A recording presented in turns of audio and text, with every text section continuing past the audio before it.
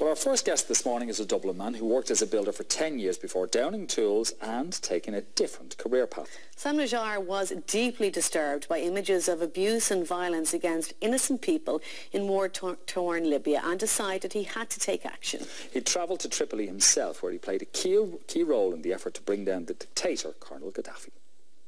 I can't see it taking too long. A couple of days, maybe a week at the most. It depends on how much pockets of resistance we have afterwards. Whether the regime collapses in total or whether we come across pockets of the regime in the aftermath, even after Gaddafi. I'm Sam NAJJAIR. You're very welcome to the Morning Show couch. Thank you. Watching that video there, were you the only one out in Tripoli with an Irish accent amongst the rebels? Yeah, I think with the strong Dublin accent, even some of the journalists were jumping back saying, wow, such a brogue Dublin accent. Yeah. There were a few that had travelled over, but I think born and reared here, I was one of the rare few that had. Yeah. And what's the connection then with Libya? Well, my dad's Libyan and my mum's Irish. I'd been over a couple of times on holidays and stuff like that throughout the years, and so I had that kind of like a connection where I knew the people and I knew the background, and I'd been as a child and I'd been in as an adult, so like I kind of like got a gist of what the regime was all about before the whole revolution started. Your father had been through that as well, because he came to Ireland in the 70s. He did, yeah. And met your mom. They settled down, had a family. You came along. Now, you were raised as a Muslim, but wound up back in Libya for 3 years from the age of 9. Yeah, we went over, I was young at the time, so it was a perfect chance to learn the language, which I now speak, you know, fluently. That's always been a great factor to have throughout life, and yeah, we went over 3 years. It was an experience as a child, you know, you get to see the country, and, you know, it's all very virgin at the time. At the time there was an embargo as well, so it was very unusual to see that kind of a difference, you know, compared to normal life. But yeah, that was in my younger years, and then I went over in my 20s. Went over then, that was an opportunity to see as an adult what Libya was like and how people were experiencing life under the dictatorship. And even though my dad had come over to Ireland, you know, you're never too far away from the tentacles of the regime, you know. Right. So the regime would be, you know, if you're not working for the government in any way, or you're not part of it, or you just want to go about your own life and you're not part of any kind of political movement, they'll always check you out. Who are you? What are you doing? You could be this, you could be that, like, you know, so there was always that element. Paranoia? Yeah, serious paranoia by the regime, like, you know, trillions. Was it during those formative years between 9 and 12 where you met Gaddafi? Yeah, well, that was, you know, just by chance. I think it was because well, he was visiting a certain place, and I think that my image, you know, being, you know, a bit lighter skinned than the rest, that they chose me along with another few children, and he was passing by, and, you know, due to some ceremony or something like that, and yeah, got a chat.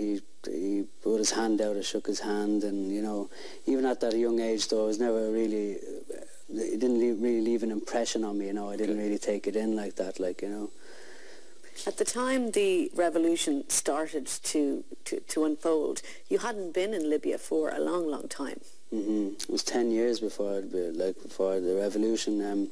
I kind of like had these 10-year gaps between every time I went over, and so I was going over. This was before any talk of the revolution. Now there was, if you know, the Arab Spring, like, it started in Tunisia first, and then Egypt, and then swept across, like, so. While I was there, it just kicked off in Tunisia, and I was sitting down at my cousin's wedding that I was invited to, and we were watching on the screens, and there would be chit-chat between the lads, you know, will this happen here? And somebody quickly say, no, that's Gaddafi would quell or crush that in no time, kind of a thing. And so that all ended. I came back to Ireland, and then, of course, February, I came back in the January, February, then the 17th was the date of the movement and of the protests, and that's when it all kicked off. And I think from then, we just, from watching here on the couch, like here on the TV, and saying, you know, things just progressing worse and worse. And I was always hoping, like, saying, you know, I don't mind once the country is not war-torn, you know, no matter what happens, once the, you know, there's we can save some bloodshed and stuff like that, but obviously it just got worse and worse and worse over time. So did you literally just decide one day, I'm going to get on a plane and go over and try and help? Well, I get asked this question a lot, and I think basically, you know, to me, I kind of like put it like, you know, if there was an old man or woman on the street and they had fallen over in the middle of the street, would you go over and help that person, you know? And that was the kind of like an effect it had on me. I felt like I could help, because a lot of people say, what made you, like, what drove you to go, like, what was it like to leave security and safety and all, and to put yourself in that situation? And I think I knew I could make some kind of a difference. I knew I could, you know, contribute something, and, you know, whether it was even my language, even speaking English, that I could go on, do some reports.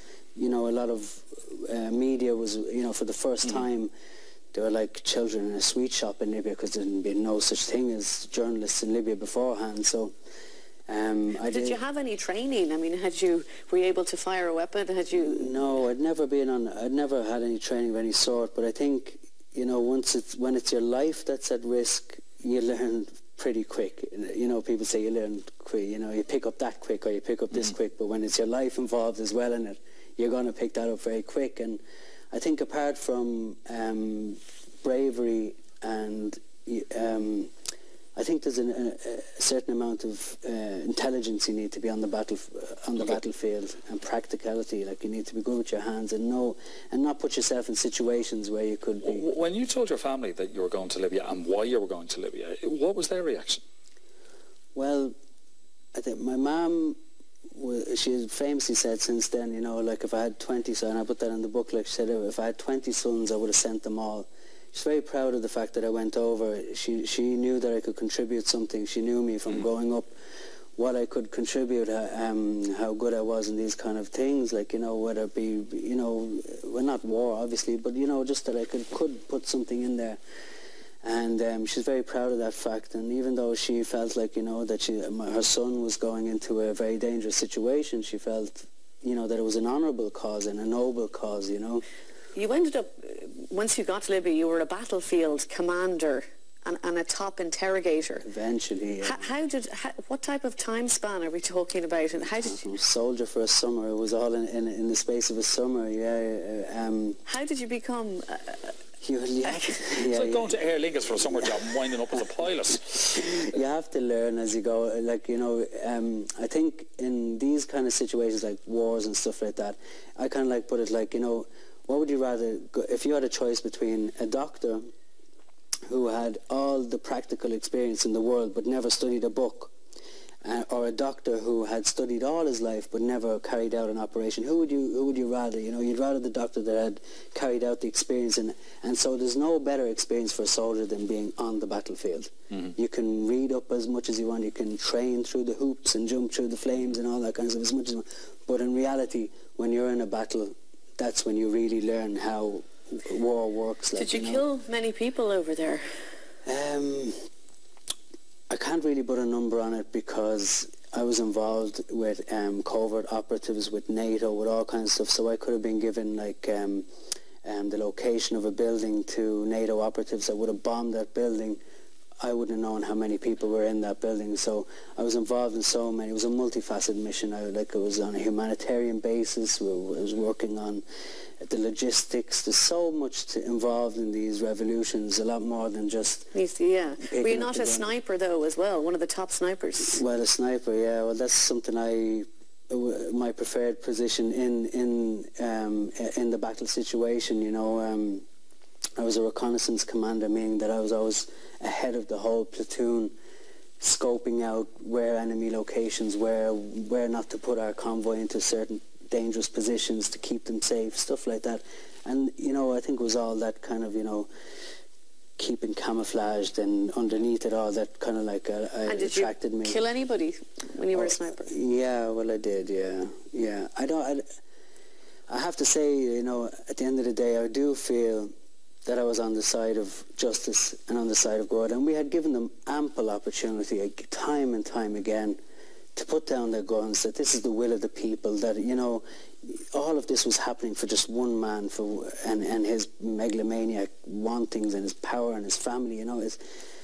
So with that opportunity, like, you know, and they didn't take it, so if they came my way, I had to take them out. You know, it was either me or them on the situation. And were you being paid to do this? No, there's no pay involved in this. So it was nowhere near what you'd call a mercenary. You know, this was all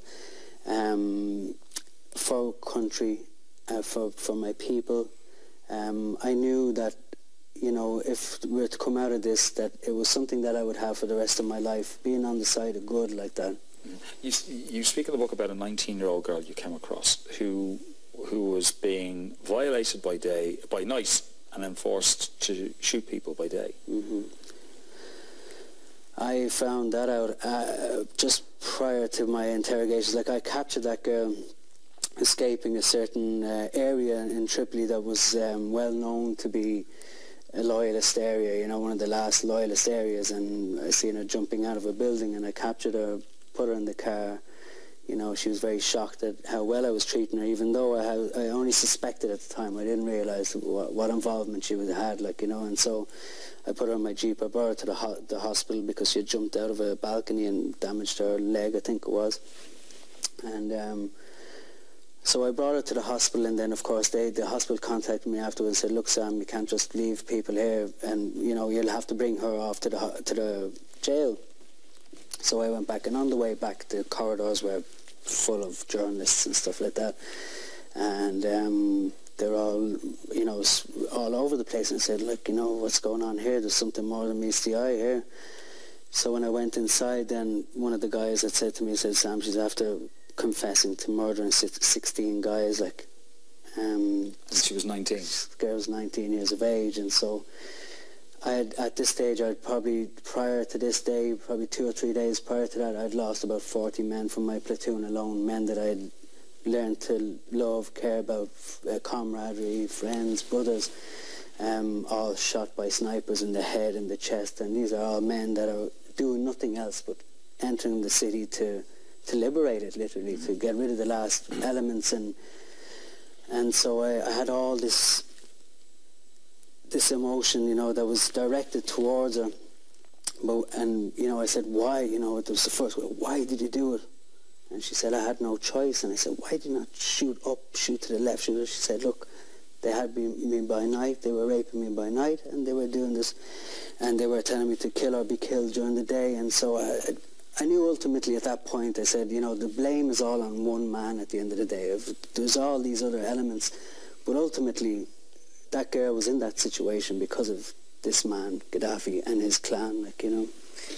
Were you there at the end when he was killed at the end? No, I was there probably about an hour and a half later. It was probably the quickest time. I booked a ticket and travelled. I was back in Dublin. I got the phone call.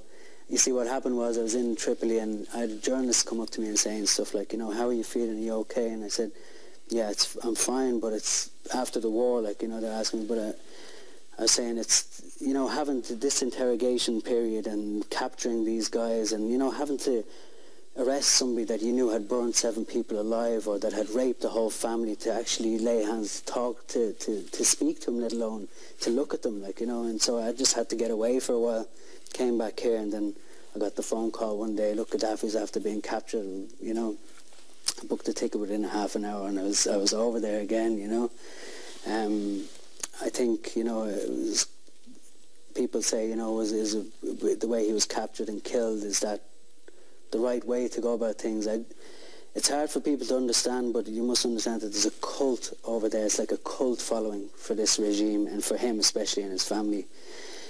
And if he was still alive till now, there would be people, followers, still there supporting in the background, either causing trouble, probably bombing, probably all kinds of stuff. So I think it's good riddance, you know, to be honest with you, you know. Well, it's all in the book, Soldier for a Summer. Sam NAJJAIR, many thanks for coming on the show this morning. Thank you very much for having me.